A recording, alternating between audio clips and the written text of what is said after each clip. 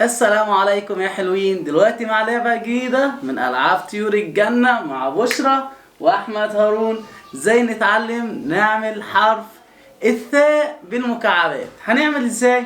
هنجيب الحرف اهوت نحطه كده الطرفين، وبعدين استنى يا بشرى هنحط السنة الأولى والسنة التانية، وهنيجي في النص نيجي حاطط المكعب ده عشان اربطهم كده، اربط الاتنين في بعض كده اهوت.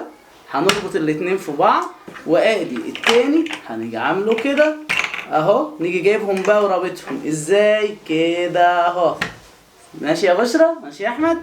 وبعدين نيجي جاي متك بقى اللي في النص كده كده حرف الثاء.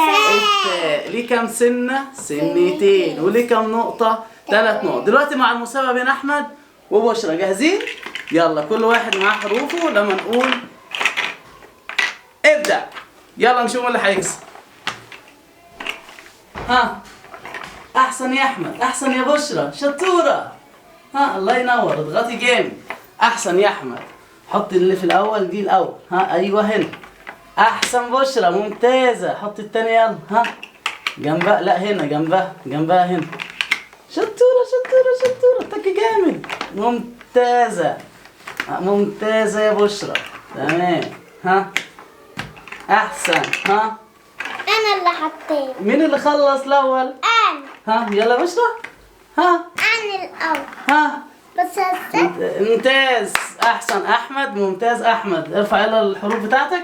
جميل خالص، ممتاز يا احمد، ممتاز يا بشرى. مين اللي كسب في المسابقه المره دي؟ جايزه لاحمد. ممتازه يا بشرى، شكرا ليك. السلام عليكم.